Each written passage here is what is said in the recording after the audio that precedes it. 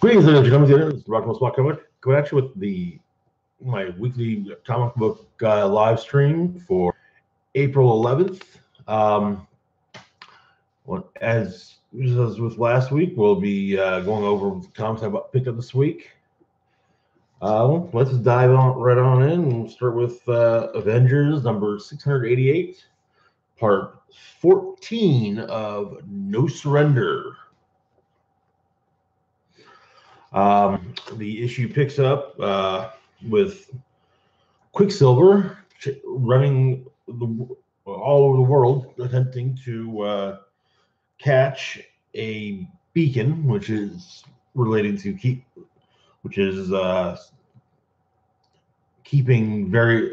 majority of Earth's superhumans in stasis. He manages to eventually catch it with an assist from his sister, the Scarlet Witch. While that's going on, the Challenger arrives on Earth, intending to destroy it, and makes a big speech to that effect.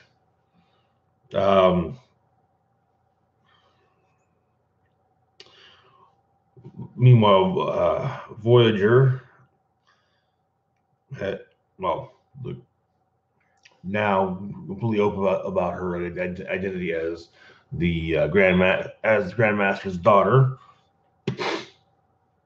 She is working with the Avengers, trying to help them prevent the destruction of the Earth.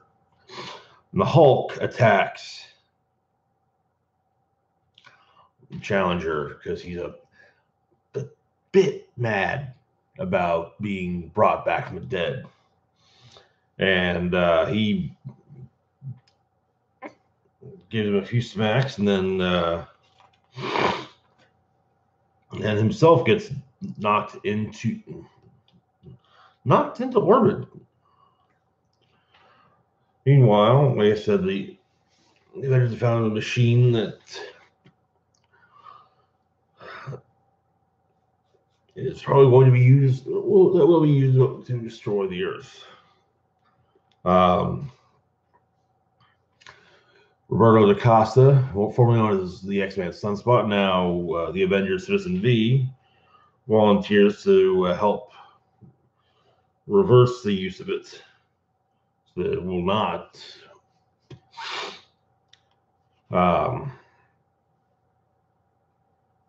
Anyways,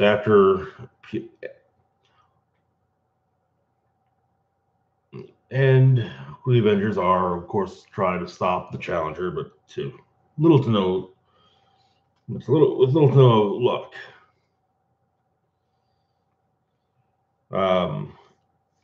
However, once the beacon is caught by Quicksilver, and she causes him to seemingly disappear, actually. Kind of similar to how Barry Allen disappeared when he ran himself to death in Crisis on Infinite Earths. The various superhumans who are in stasis are no longer in stasis, and so Voyager calls forth everyone who ever thought themselves an Avenger, brings them together. And the last page shows Cannonball, Falcon, Brother Voodoo, Scarlet Witch, Squirrel Girl, Captain America, Synapse, Beast, Red Wasp, Wonder Man, Hawkeye, and Rogue, and Voyager, all going after the Challenger. We got 2 issues left, 2 parts left in the story, so we'll see where that goes. Anyways, next up we've got Domino number 1, featuring everyone's favorite Lucky Lady, written by Gail Simone, drawn by David Baldeon. This is rather fun. It starts off with it's Domino's birthday, and she's been given a cute little doggy. Look at that doggy. Look at him. Look at him. And she's initially against it, but kind of worms its way to her. It's like on a trial basis. We flash back to 15 hours earlier. 20 miles from the Oregon-Washington border, where Domino and Outlaw have been tasked with stopping a lumber piracy ring, and they managed to pull it off, though. Domino's monologue kind of going into her powers kind of makes the maybe her powers don't entirely let her mutant power basically described as a luck aura doesn't entirely like her, like, you know, she'll survive something but she'll still get hurt doing it, that kind of thing. So anyways, her and Outlaw stop the whole thing, and their third member of their posse at Diamondback chips in as well, and the three of them go back to San Francisco, and actually even kind of being a good, kind of doing a good deed when they bring one of the, you know,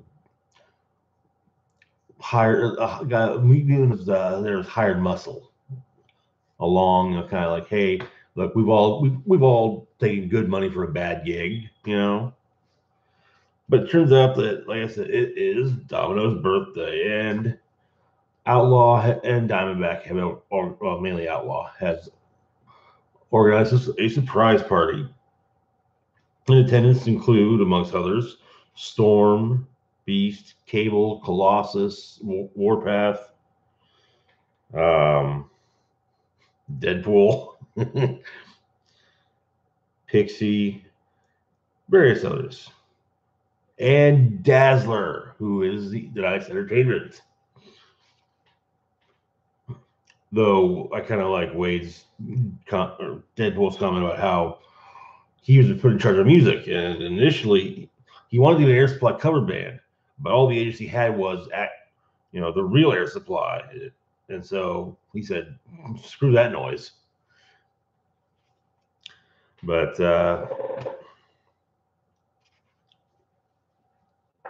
and we get some flashbacks about Domino's past, and how it hasn't entirely been all that great, and Domino drinks a little too much, but then Diamondback gives her pet dog for a birthday present. Then a mysterious old man and a woman show up, and they have a present for Domino. A broken domino. And it turns out that the woman's name is Topaz. Same as the boss of the group that hired the mutant earlier, the mutant muscle from earlier. And Topaz beats the shit out of Domino. And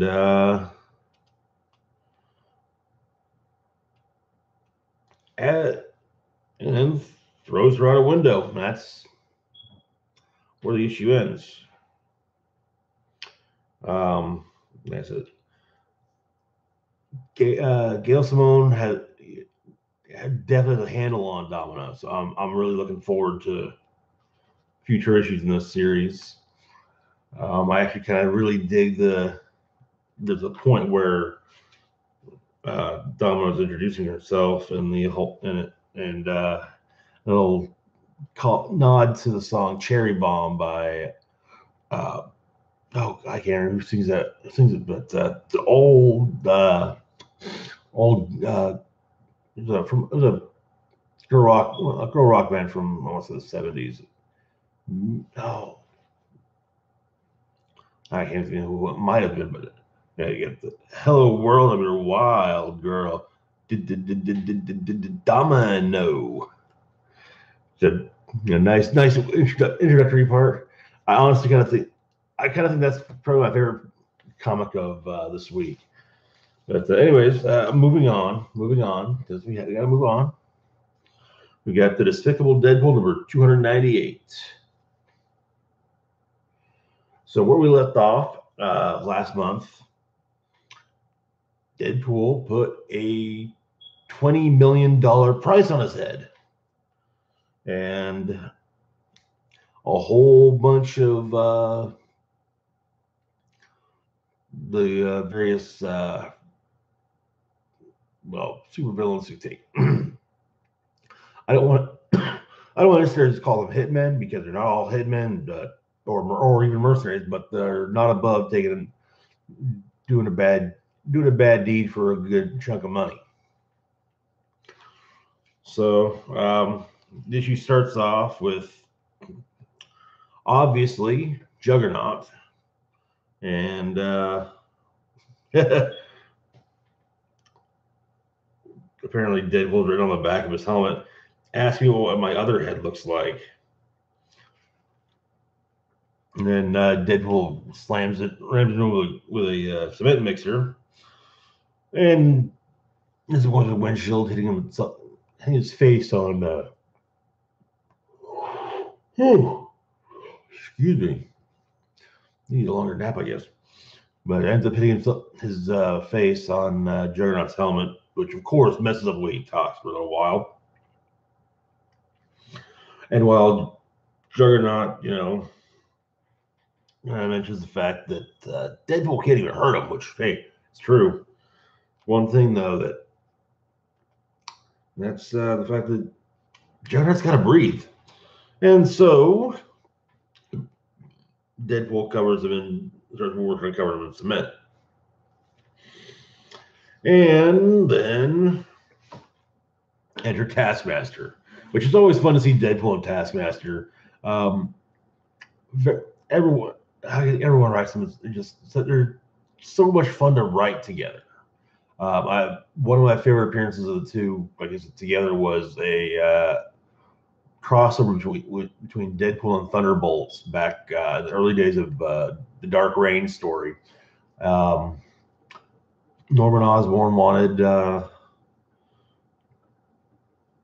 Deadpool, dead, because he knew some things that could jeopardize because Deadpool knew something that could jeopardize Osborn's position. And so,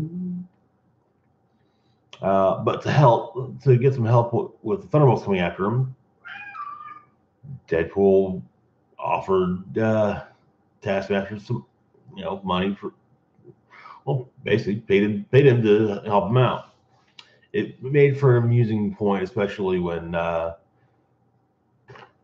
Deadpool was talking about the possibility that maybe the Yelena Belova Black Widow is into him, and then Taskmaster goes, "Oh yeah, well." Deadpool lists common interests, and then Taskmaster says, "You both have faces that make small children cry. Oh wait, that's just you."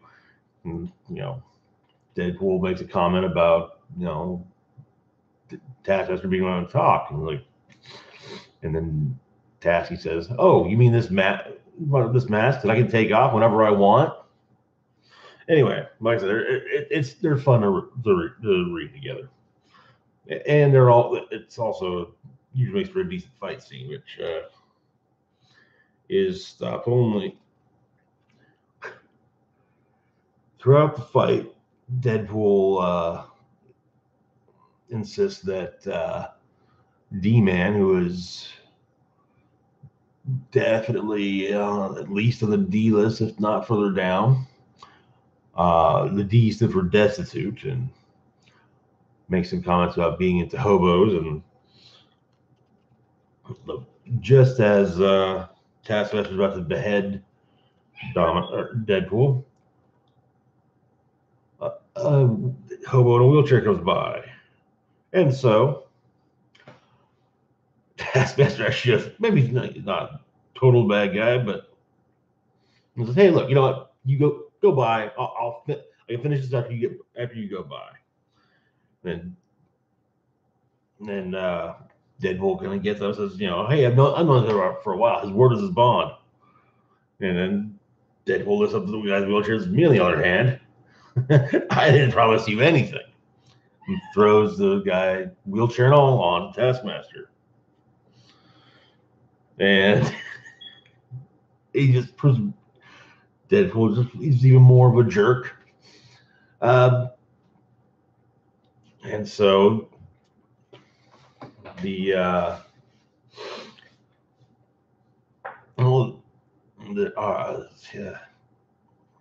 basically Taskmaster gets an ally and promises him half the money. Hey, 10 million. Of course, before they can be acted upon, Deadpool is hit by a cab, which is being driven by Bullseye. And so we get, of course, Deadpool promptly blows the cab up, and him and Bullseye get into it. And Deadpool kind of says he just can't understand why it is that him and Daredevil hasn't just, it still even bothers the Bullseye. But then Taskmaster's new ally hits him with an arrow, through the arm with an arrow. And it becomes quite the fight. Crabs, oh boy. And then, but eventually, Taskmaster and Bullseye knock out Deadpool. And he comes to, they're about to throw him into a wood chipper, which will spray his remains into a tank full of piranhas. And then they find out who it is that put the hit out on Deadpool, which then has both of them say, "No, I'm not. I'm done. I'm not doing this." Hell, Taskmaster says, I so wanted to kill him, but not like this. And Bullseye just says, "Let's hope he gets better so we can kill him later." And Taskmaster tells Wade to get some help. And then after that, Maria Hill puts together a group of various heroes and others. So we got Cap, we got Slapstick, Domino, Massacre, Machine Man, Solo, Luke Cage, Iron Fist, Terror, I think Jessica Jones, Hit Monkey, and Deadpool. They're all to basically take on Deadpool and bring him in, as obviously violent crime is with superhumans is spiked since the contract got put out.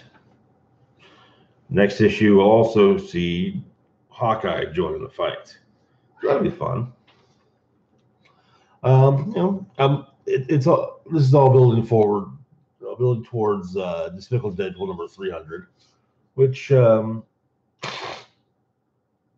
be a fun read. It'll be coming out next month. I know 290 Deadpool comes out twice a month, so in 2 weeks we got another issue. Next up on the list is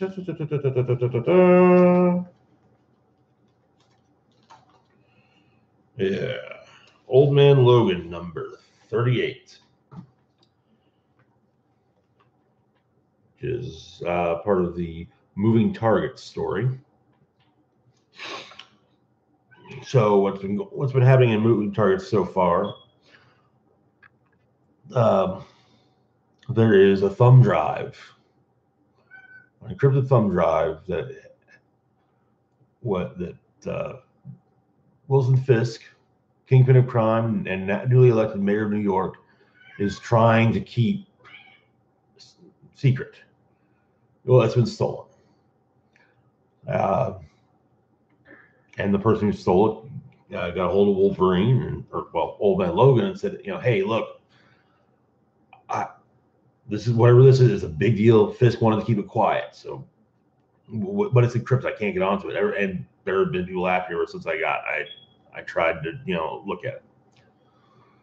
And so, the thief has been has been killed, and Wolverine's fought his and Old Man Logan's made his presence known, or his involvement in the whole thing known, which has helped to fuel Kingpin's anti-vigilante stance. Bullseye has just got involved because, hey, of course Bullseye's involved. And Logan has gone to the woman who wrote Fisk's biography. And, well, they're trying to get it decrypted, but no one seems to be able to. And, well, throw in the fact that Logan's healing factor is kind of failing him. The last issue ended with Kingpin's biographer holding a gun on Bullseye. And of course, Bullseye kind of just like, yeah, you're not going to be able to hit me with that little pea shooter. And he just wants to drive.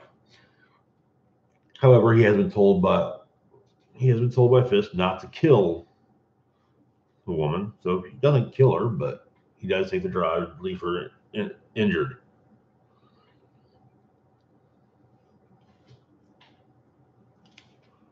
So, anyways, Logan gets to her before Bullseye leaves, and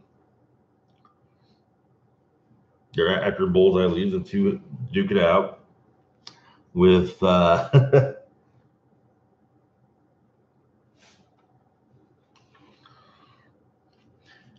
and he manages to get the thumb drive back from Bullseye and decides go straight to the source. Turns out that it's the encryption is actually, so it will only be opened up on one specific laptop. It's pictures of Fisk and his wife, or his late wife, Vanessa. And it shows him happy with her. He wanted to keep that, safe. And he explains that, this will be kept at,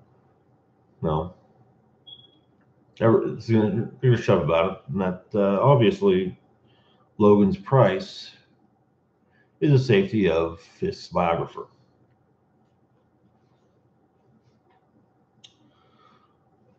And so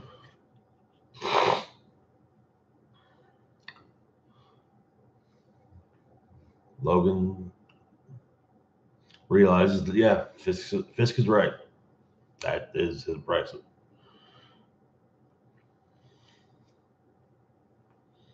And then the issue simply ends with "to be continued." It's Moving Targets was first off, Moving Targets is the first few issues of Old Man Logan I picked up. So far, kind of a dig.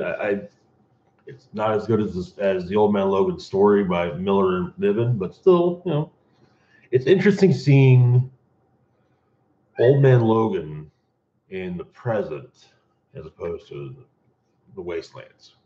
All right, next up on the list would be X-Men Blue number 25 to coincide with last week's X-Men Gold number 25. Let's see. Currently, the original 5 X-Men are missing. They're missing in space. But that does not mean that Magneto, their benefactor. Yeah, I know, right? The time displaced original X-Men are working under the leadership of Magneto. It definitely made for an interesting first issue. That's for first volume when they made that reveal. However, his their other allies, Jimmy Hudson from the Ultimate Universe, Polaris,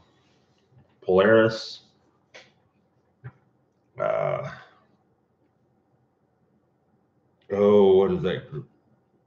What was that group called? Oh, the Raksha, Bloodstorm, also from another universe. Dakin are all come together, and Zorn all come together to take on Havoc, Emma Frost,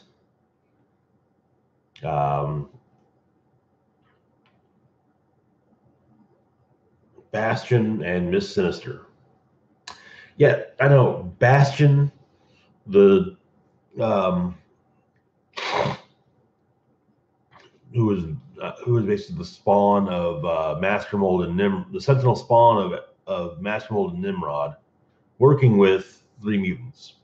However, that is actual. There's a reason behind that. Basically, earlier in the series, Bastion showed himself to be, up and running again, but he's trying to protect mutants now.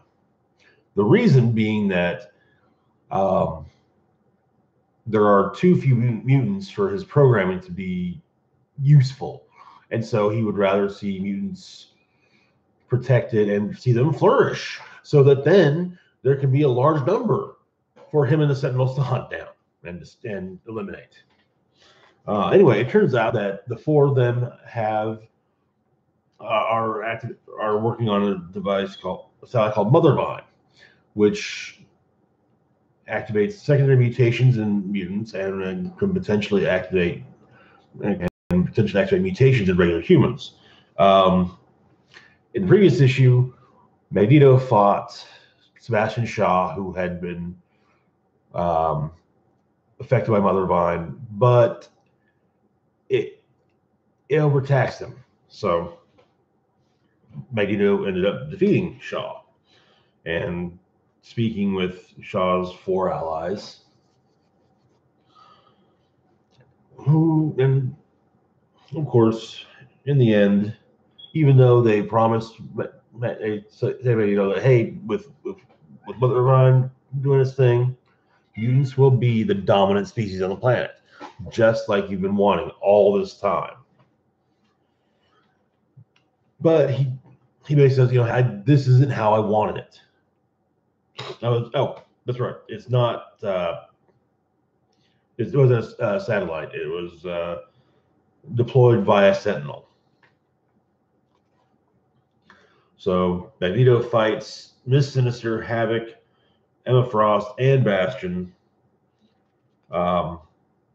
Manages to defeat them, and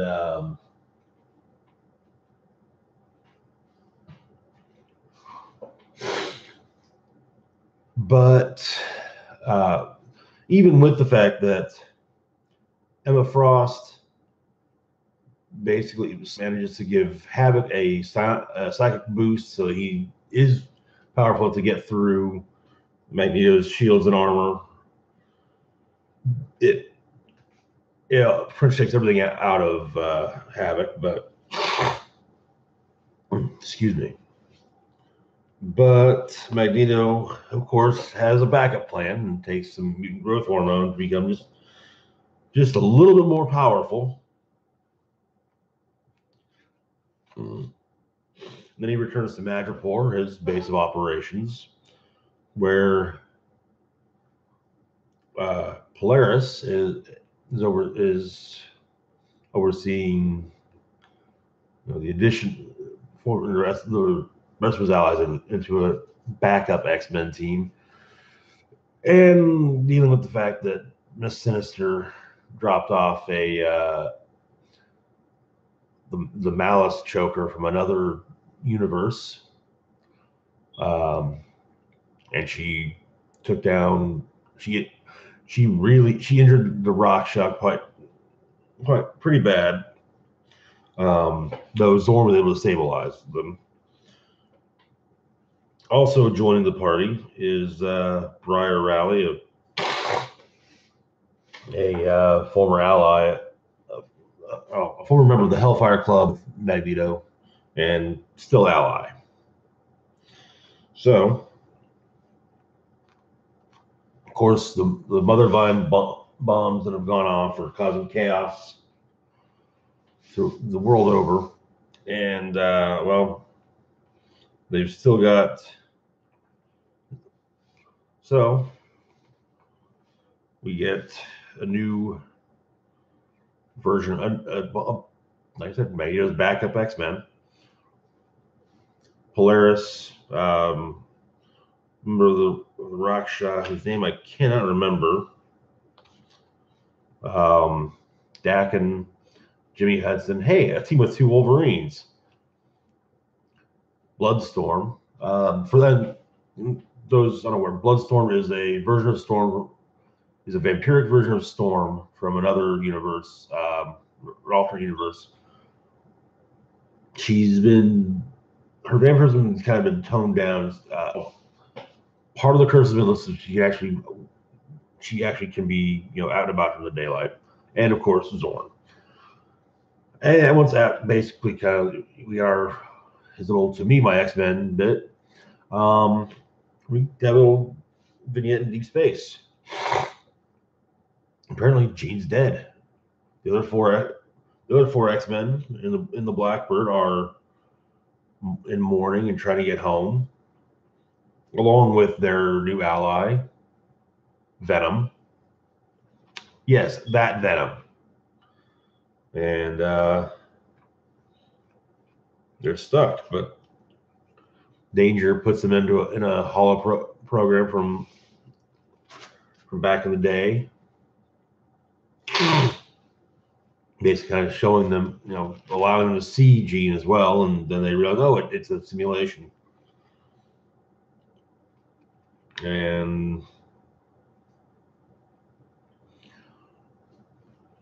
But it kind of gives them the extra emotional push they need to, not give up hope, basically. But yeah, 2 weeks we're gonna have another issue of X-Men Blue, and it looks like the cover's gonna be a nice little nod to Days of Future Past, with Dakin being blasted by a Sentinel. Anyways, moving on to yet another X-Men book, X-Men Red. Also we have an X-Men Red. This is X-Men Red number 3. So far, after her return from the after her return from the dead, Jean Grey has called for a mutant state. Because that always, that always goes well. A sovereign mutant state that always ends well. Except for that it never fucking does. But turns out that Cassandra Nova has been watching her from afar and kills an ambassador and kind of pins it on Jean.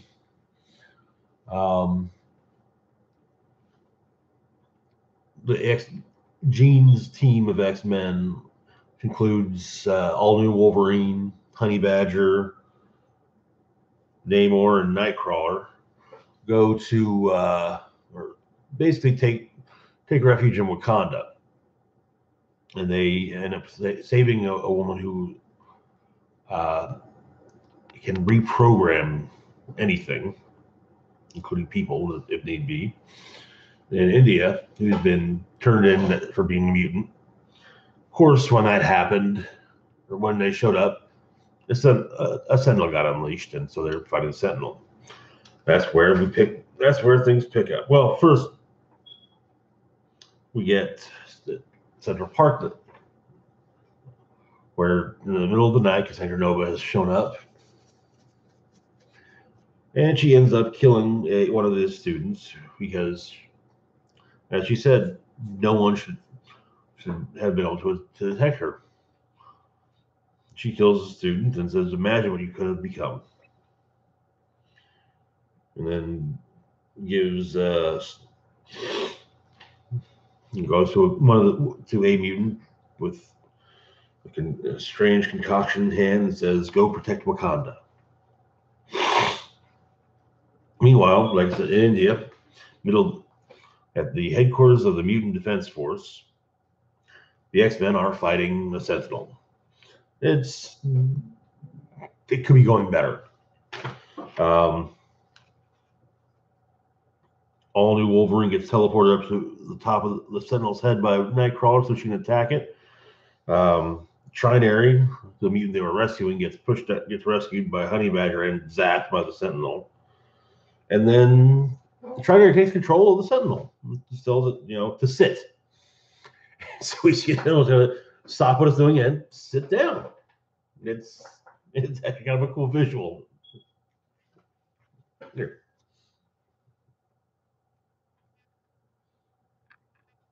Isn't that cool? I as a longtime action fan, I got a kick out of it. So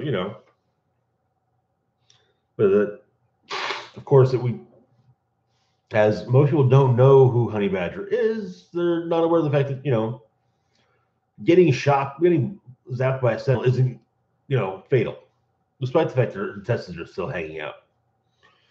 And so, turns out that the protesters have some sort of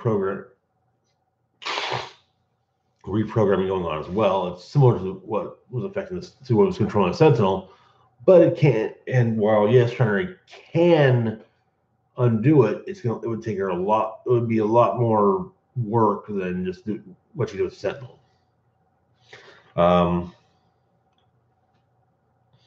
But more of the authorities are arriving, so Jean makes the decision, hey, we're getting out of here. And they kind of take advantage of Trinary's powers, and they basically take themselves a Sentinel. Because, hey, who doesn't want their own Sentinel? Okay, well, I can understand why some people might not want a giant mutant hunting robot.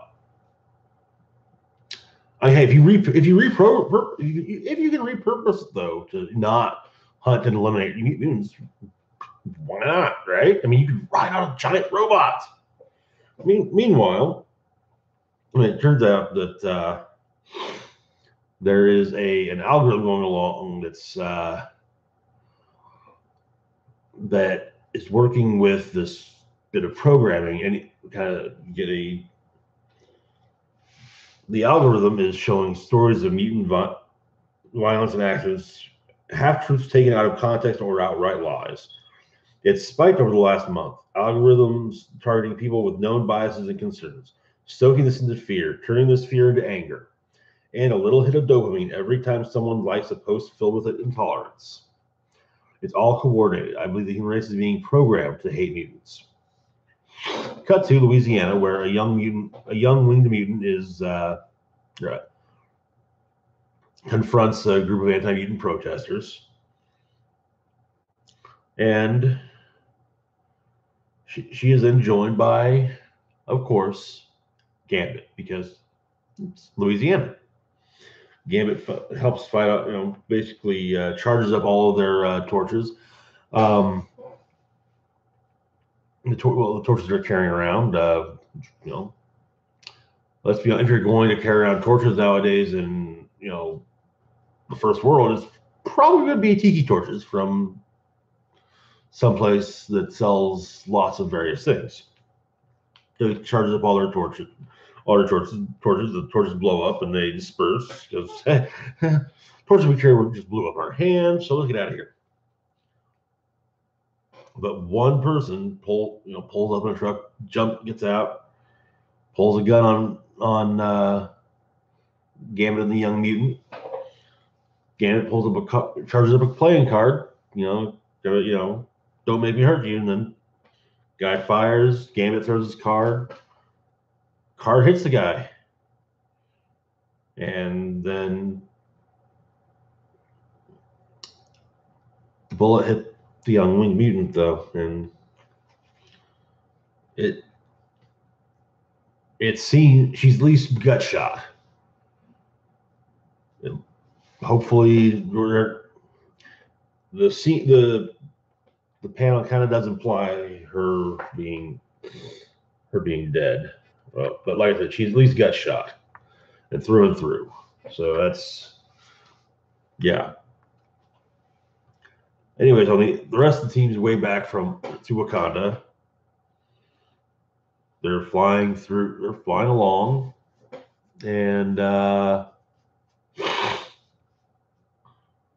it's getting a bit cloudy though.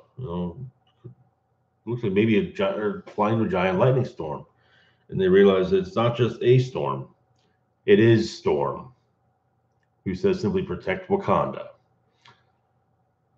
showing us just who it was that Cassandra Nova was talking to at the beginning of earlier in the issue at the mansion, and she hits the Sentinel with a big ass lightning bolt. That's where the issue ends. So it looks like the X-Men will be fighting a mind-controlled Storm because, hey, it's always fun when X-Men fight each other, which, is also a long way of saying, Tuesday. Anyways, this week's final book is the new Exiles #1. All right, so quick rundown. What Exiles? Exiles generally, I want to say since the early 2000s, I think. Let's see. Let's see what Wikipedia has to say.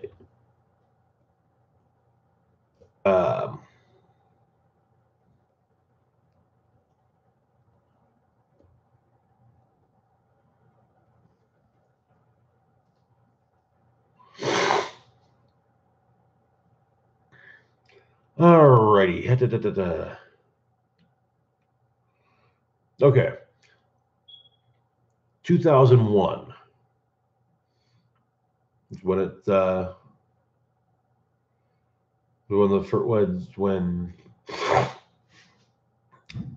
this concept for Exiles began. So for the last 17 years,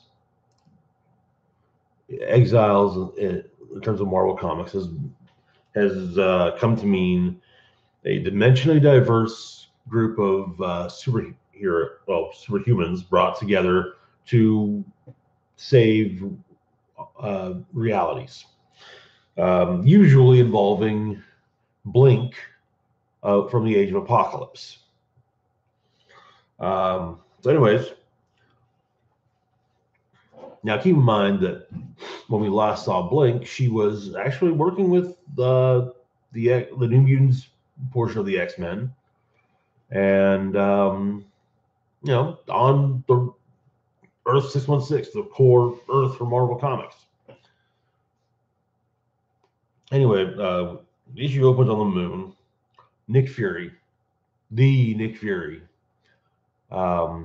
is chained up and watching in penance for having murdered Uatu the Watcher during the original Sin story that was published a few years ago. Anyways, he's managed to contact another version of himself because something is destroying other Earths. But that other version of himself brings him the Talus. The Talus was an old artifact that was used to basically for the exiles to travel from reality to reality. And so it has kind of bonded with Blink. She wore it for quite some time, so I wouldn't necessarily say it's sentient, but it kind of has a mind of its own, that kind of thing. And she's in the Bahamas with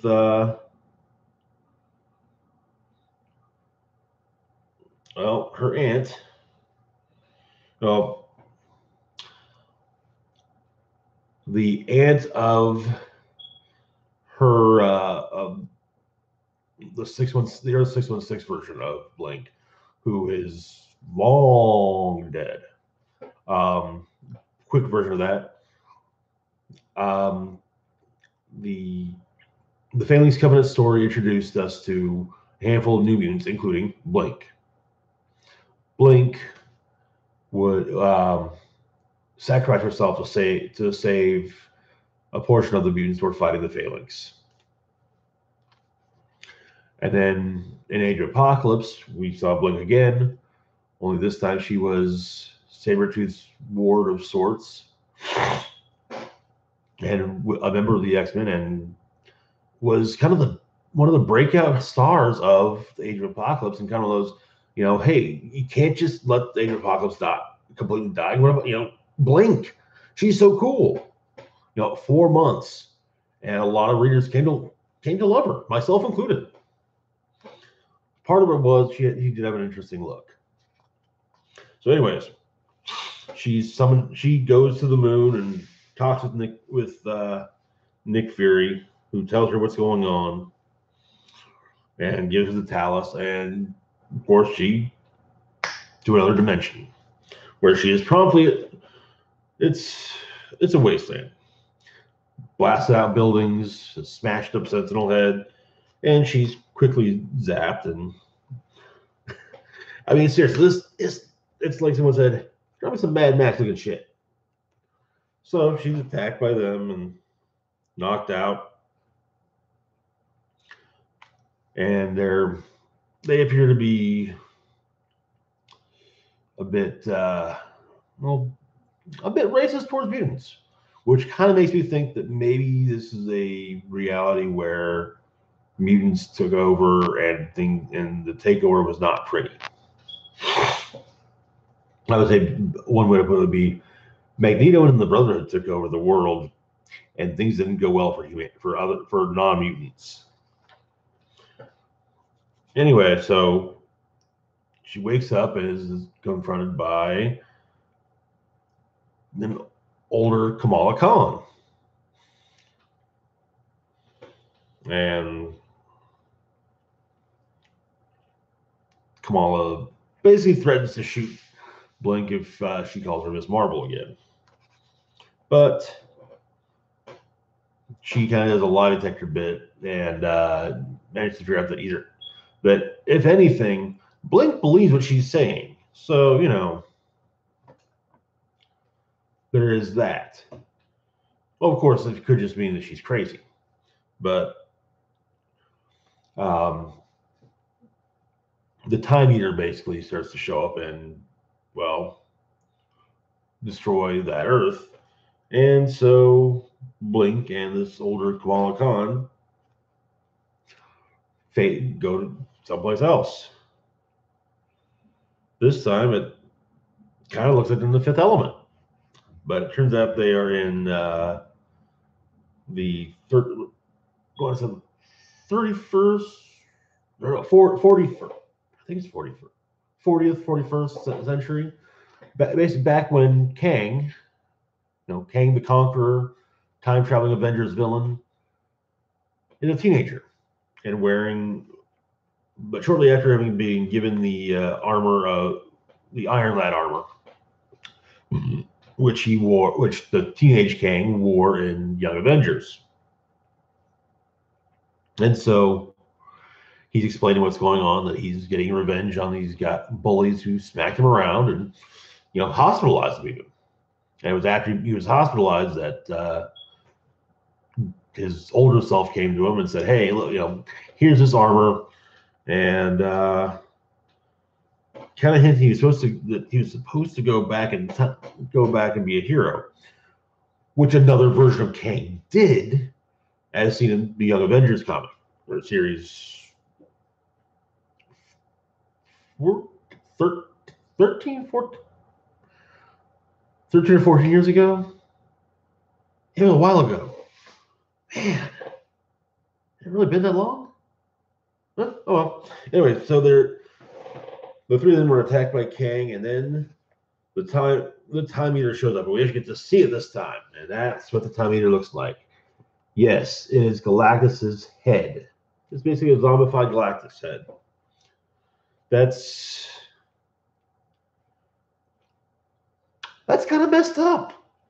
I'll be honest. When I was reading through this, I did not expect the time eater to be a giant disembodied Galactus head.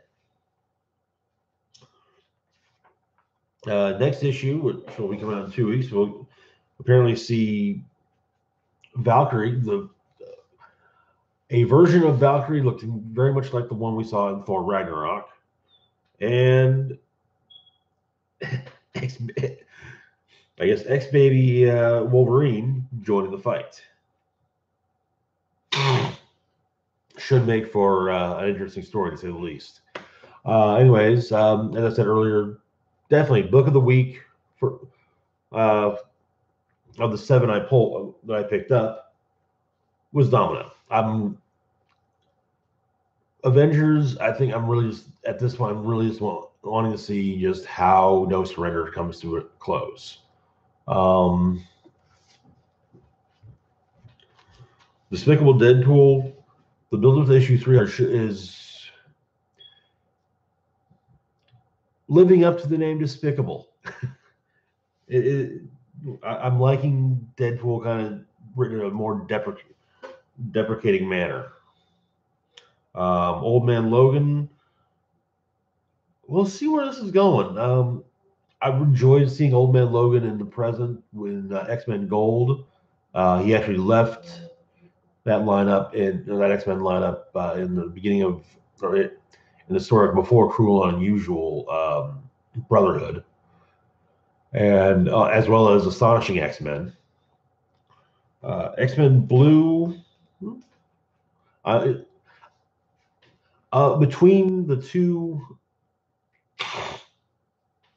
X-Men Gold and X-Men Blue, and even X-Men Red, I'm actually really preferring X-Men Gold of the 3. I'm also kind of liking Red over Blue. Red kind of, I don't know. Well, I can't really say that with Red because Red is still starting out. It's still finding its footing, but it's doing pretty well on that one. Right. I like the idea. It looks like Gambit will be joining the lineup as well. So, because hey, it's hard to go wrong having Gambit on your team. And Exiles, well, I'm just happy we got a new Exiles book. It's long been a favorite series. So, anyway, that's all I got for this week's comic book live stream. I might be I'll be doing videos. I don't know if I'll do one during the day tomorrow, but probably one tomorrow night. Might do a review of Rampage. I might go through that tomorrow night. We'll see.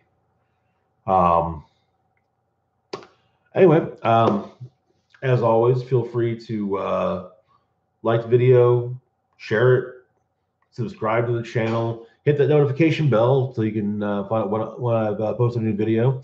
Also, if you're on, you can follow me on social media. Links to Facebook and Twitter are in the description box down below. Same as a link to my Patreon, which you can donate to if you are so inclined. This is Rock Roll Spock signing off. And as always, live long, rock hard.